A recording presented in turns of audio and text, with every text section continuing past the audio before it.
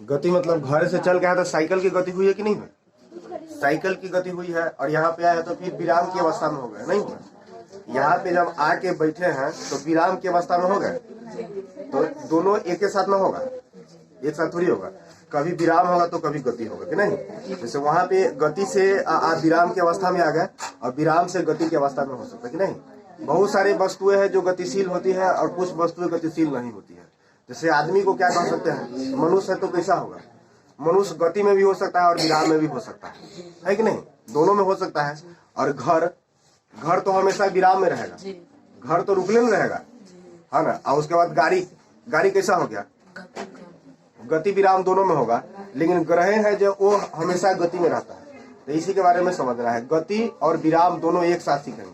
गति मतलब होगा जब कोई वस्तु या व्यक्ति समय के साथ अपनी स्थिति बदल देती है, समय के साथ अपनी स्थिति बदल देती है, तो उस अवस्था को हम गति कहेंगे। समझे कि नहीं? समय के साथ जब स्थिति बदलेगी तो उस अवस्था को गति कहेंगे। यदि समय के साथ स्थिति न बदले, 1 घंटा तक कोई आदमी एक ही जगह खड़ा है, तो हम कहेंगे कि वह विराम की अवस्था में है कि नहीं? लेकिन उस स्थिति से क्या होता है, वह गति में चल रहा है तो कहेंगे कि वह गति की अवस्था में। आया समझ में? तो गति और विराम दोनों एक ही जैसा है, लगभग थोड़ा सा उसमें मतलब अंतर हो गया।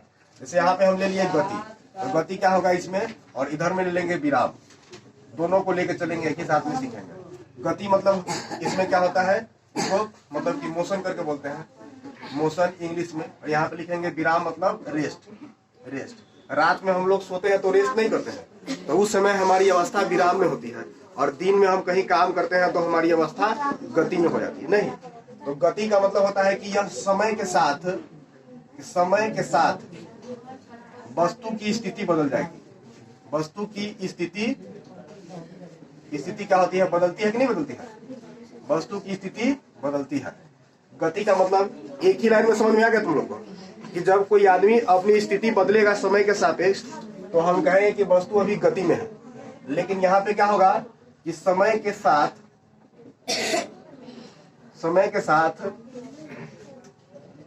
वस्तु की स्थिति नहीं बदलती है, उसी जगह पे रह जाएगी। कि समय चाहे जितना भी हो जाए नहीं बदलती है। बदलेगा क्या? समय जितना भी हो जाएगा, लेकिन कोई आदमी अगर एक दिन बैठले रह जाएगा दूरा पर, तो उसको क्या बोलेंगे? वो मतलब कि विराम की अवस्था में है, समय बढ़ रहा है लेकिन उसकी स्थिति नहीं बदल रही। समझे कि नहीं? तो दोनों समझ में आ गया। अब इसका कुछ एग्जाम्पल है जो आप समझ जाइएगा फटाक से। जैसे गति की स्थिति में देखिए, तो गति हो सकता है, कौन कौन कर सकता है ना? तो उसमें हो सकता है कि गाड़ी हो सकता है, गाड़ी गतिशील हो सकता है कि नहीं हो सकता है? गाड़ी कोई भी गतिशील हो सकता है। बालक कोई मतलब आदमी कोई दौड़ रहा है, घूम रहा है, तो उसमें जैसे लिख देंगे यहाँ पे हम एग्जाम्पल में, दौड़ता हुआ बालक है कि नहीं?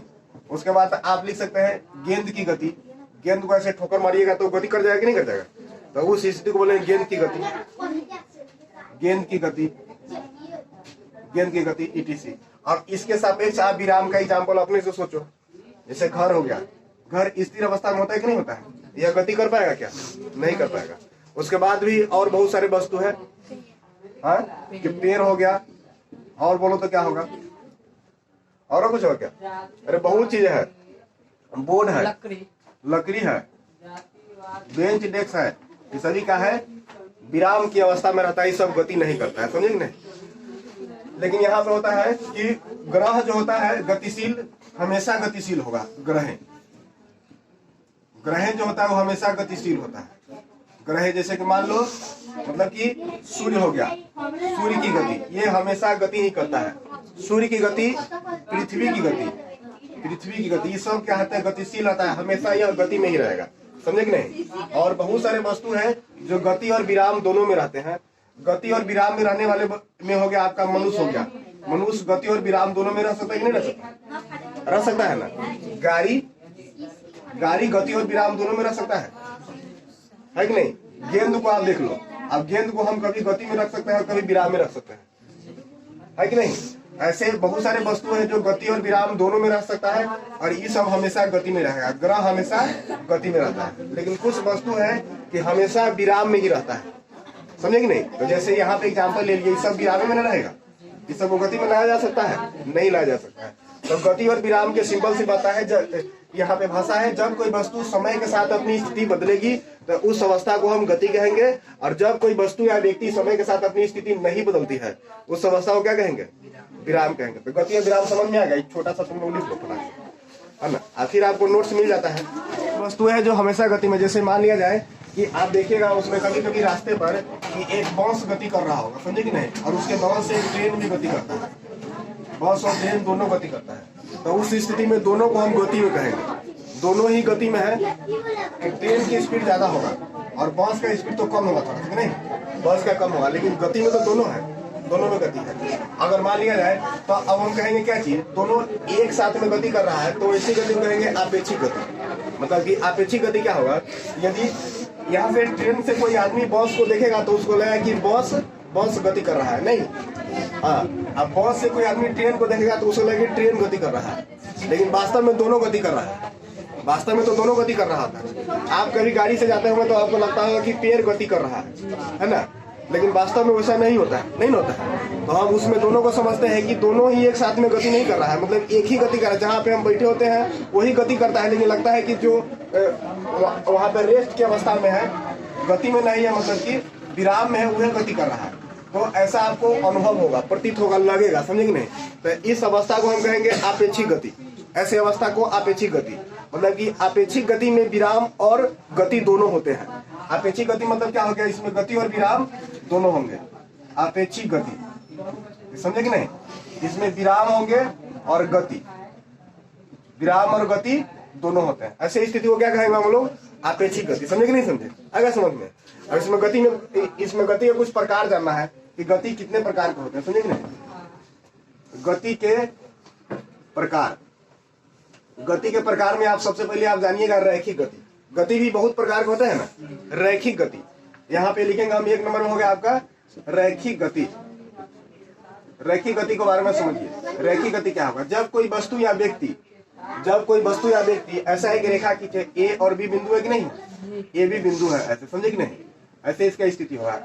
सरल रेखा में गति करती है, सरल रेखा मतलब सीधी रेखा में गति करती है, तो उस स्थिति को क्या कहेंगे, उस अवस्था को या उस गति को रैखिक गति। सीधी रेखा या सरल रेखा में गति को कहेंगे कौन चीज, रैखिक गति।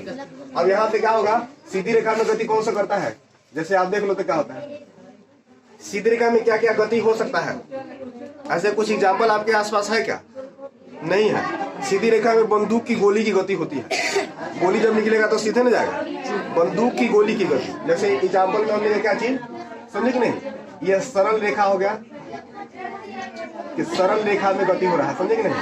तो यहाँ पे लिख लेंगे बंदूक की गोली की गति, बंदूक की गोली की गति हो गया। उसके बाद रॉकेट वगैरह जो उड़ाते हैं, पटाखा उड़ाते हैं ना रॉकेट, तो रॉकेट में सीधे न गति होता है, यहाँ से आप लिख सकते हैं रॉकेट की गति, रॉकेट की गति। ये सब कैसा गति है, तो सीधी रेखा में गति है कि नहीं है। जब वस्तु सीधी रेखा में गति करेगी तो उसे कहेंगे हम लोग रैखिक गति, समझे कि नहीं समझे, आगे समझ। उसके बाद दूसरा हम लोग लिखेंगे क्या चीज, वृत्तीय गति। वृत्तीय गति, वृत्तीय गति को देखिए, वृत्तीय गति कुछ इस प्रकार से वृत्त जैसा बना देते हैं, समझे कि नहीं, वृत्त जैसा। और मान लिया जाए कि ऐसे साइकिल को आप गोल गोल घुमाते हैं, साइकिल को गोल गोल घुमाते हैं, तो एक निश्चित मार्ग पर, निश्चित मार्ग कैसा होता है, वृत्तीय, एक निश्चित वृत्तीय मार्ग पर जब वस्तु गति हो, वस्तु की गति हो, तो उस गति को कहेंगे हम लोग वृत्तीय गति, समझे कि नहीं। वृत्तीय गति मतलब क्या होता है कि वृत्तीय मार्ग पर जब कोई वस्तु गति करती है तो ऐसी गति को वृत्तीय गति कहेंगे। जैसे इसमें एग्जांपल आप लिख सकते हैं, जैसे क्या हो जाएगा देखो तो, जैसे मान लिया जाए कि क्या चाहिए होगा, बोलिए, ग्रहों की गति, ग्रहों की गति वृत्तीय गति कहलाती है, समझे कि नहीं। ग्रहों की गति, अगर साइकिल को भी गोल गोल घुमाओगे, गोल घुमाता हुआ साइकिल बच्चा अगर घुमाता है ना, ऐसे एक लाइनिंग बना देगा, उसमें घूम रहा है, तो ऐसी गति को वृत्तीय गति कहेंगे नहीं कहेंगे, है ना। अब मेला में आप देखोगे वो गति करता है मौत के कुआं वाला, साइकिल की गति आप उसको बोल सकते हैं, साइकिल मोटरसाइकिल बहुत सारा चीज उसमें रहता है, मौत को कुआं वाला नहीं गति करता है, तो गोल गोल घुमाता है, तो ऐसी गति को वृत्तीय गति बोलते हैं कि नहीं बोलते हैं, तो ऐसी गति को हम लोग कहेंगे वृत्तीय गति। समझ में आ गया, दो प्रकार की गति समझे। उसके बाद आप देखिए, उसके बाद तीसरा गति आपका हो जाएगा, इसमें कौन चीज, तो बोलेंगे हम लोग दोलनी गति। हाँ, दोलनी गति। दोलनी गति मतलब क्या होता है? दोलनी गति करने का मतलब है कि डोलेगा, मतलब यहाँ से रहेगा तो ऐसे ऐसे झूलता हुआ प्रतीत होगा, समझे कि नहीं? झूलता हुआ प्रतीत होगा। मान लिया जाए कि ऐसे भी हम ये वो झूला बनाते हैं, समझे कि नहीं? ऐसे ही झूला जैसा हो गया, तो इसको धक्का देंगे तो थोड़ा सा ऐसे ऐसे जाएगा, नहीं जाएगा? तो मतलब कि झूले की गति को दोलनी गति। एक अंतराल पे, मतलब कि एक अंतराल पे आगे पीछे वो अपने स्थिति को बदलेगी ना, मतलब आगे पीछे की ओर गति करेगी, दोलनी गति। ऊपर नीचे आगे पीछे कहीं पे भी गति करेगा तो वैसी वस्तु को हम कहेंगे दोलनी गति, समझे कि नहीं? और दोलनी गति से ही मेल खाता हुआ आपका हो जाएगा आवर्त गति, समझे कि नहीं? आवर्त गति।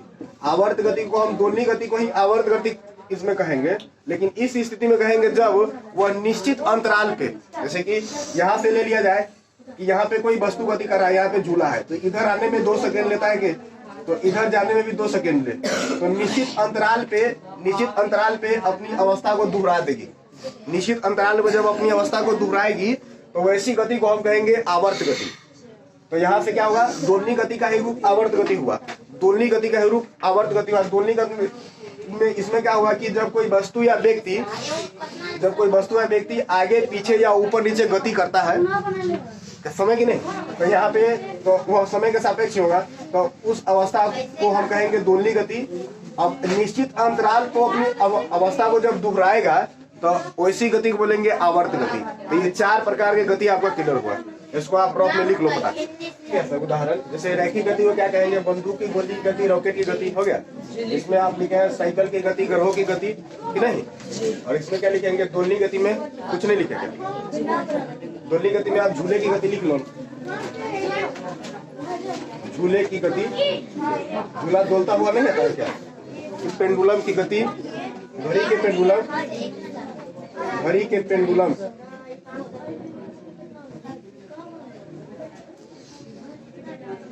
समझे कि नहीं? यहाँ पे आवर्त गति में आप देख लीजिए, आवर्त गति का उदाहरण जैसे साइकिल के जो वथी होता है, सिलाई मशीन का सुई होता है ना, वह समय के हिसाब से आगे पीछे ऊपर नीचे होता रहेगा, समझे कि नहीं? तो ऐसी सुई को हम बोलेंगे कौन चीज? आवर्त गति। हाँ, सिलाई मशीन के सुई की गति, सिलाई मशीन के सुई की गति। इस सब आपके ये एग्जाम्पल हो गया। ये आपके रैखिक गति, वृत्तीय गति, दोलनी गति और आवर्त गति हो गया, समझे कि नहीं? आवर्त गति हो गया। आ गया समझ में? तो आगे बढ़े, चलिए देखिए। उसके बाद आप यहाँ पे जान लो गति से संबंधित सरल रेखा में, जैसे सरल रेखा में गतिशील कण की स्थिति कैसे बताएंगे? सरल रेखा में जब कोई वस्तु या कण कहे तो गति करता है, तो उसकी स्थिति को बताने के लिए आपको यहाँ पे समझना पड़ेगा, समझे कि नहीं? तो एक रेखा, अगर सरल रेखा ले लिया जाए, ऐसे सरल रेखा लेते कि नहीं? तो गणित में हम लोग संख्याओं का निर्धारण पढ़े थे, किसी भी संख्या का निर्धारण करते थे ना।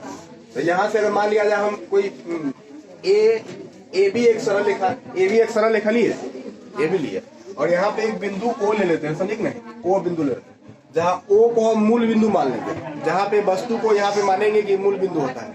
तो जैसे कि शहरों में आप देखें कि 0 माइल होता है सब जगह पे, सभी शहरों में एक 0 माइल होता है कि नहीं होता है? मुजफ्फरपुर में 0 माइल है और शिवहर में भी 0 माइल है, अन्य शहरों में, दिल्ली में, मुंबई में, सब जगह पे एक न एक 0 माइल बना दिया जाएगा, और उस 0 माइल से अलग की दुनिया माप ली जाती है, किधर में इतना किलोमीटर, इतना मीटर, ऐसे बताया जाता है कि नहीं बताया? मान लो ये 0 माइल है, तो इसको बोलेंगे हम लोग मूल बिंदु, समझे कि नहीं? मूल बिंदु है कि नहीं? मूल बिंदु हो गया। अगर यहाँ से कोई वस्तु इधर की ओर जा रहा है, समझे कि नहीं?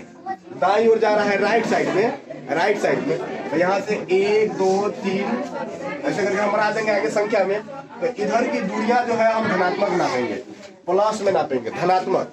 अगर यहाँ से कोई आदमी यहाँ पे आ जाए तो के मीटर में नापेंगे तो कहेंगे 5 मीटर दाईं ओर गया है, तो धनात्मक, समझे कि नहीं? अगर कोई आदमी इधर की ओर आ रहा है तो माइनस में लिखेंगे, -5 तक ले लेंगे, नहीं लिए, इधर की दूरियां हम ले लेंगे -5 ऋणात्मक। देखो ऐसा लिखा रहेगा तो आप समझ जाइएगा, मतलब कि वस्तु की स्थिति हम मूल बिंदु से नाप लेंगे। वस्तु की स्थिति कहाँ से नापेंगे? मूल बिंदु से। मूल बिंदु से दाईं ओर जाएगा, मूल बिंदु से बाईं ओर जाएगा या ऊपर नीचे भी जाएगा, उसको मान लेंगे।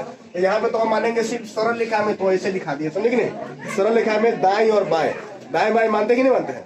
तो अगर कहीं पे लिखा रहेगा क्वेश्चन में, सवाल में लिखा रहेगा कि मतलब कि 10 किलोमीटर, 10 किलोमीटर, तो हम समझ जाएंगे कि राइट ओर, समझे कि नहीं। या लिखा रहेगा माइनस में 20 किलोमीटर, तो हम समझ जाएंगे कहाँ पे, लेफ्ट की ओर। नहीं, लेफ्ट लिखा हुआ है ऐसे, मूल बिंदु से बाईं ओर 20 किलोमीटर, माइनस में है कि नहीं, माइनस में है। तो यहाँ से आपको लगेगा कि इधर की ओर कह रहा है। तो सरल रेखा में वस्तुओं की स्थिति का निर्धारण मूल बिंदु से किया जाएगा। सभी दूरियां मूल बिंदु से नापी जाएगी। राइट ओर की दूरियां धनात्मक होगी और लेफ्ट की दूरियां क्या हो जाएगा, ऋणात्मक हो जाएगा। इस स्थिति से हम वस्तु को समझ सकते हैं। आगे समझ गए। और यहाँ पे जहाँ पे वस्तु को निर्देशित किया जाएगा उसको हम बोलेंगे निर्देश बिंदु भी कहेंगे। मूल बिंदु को निर्देश बिंदु भी कहा जाता है। समझ में आया। तो मतलब कि आज के वीडियो में इस क्लास में इतना ही आपको दिखाया जाएगा, समझेंगे। आगे उसके बाद हम सीखेंगे इसमें दूरी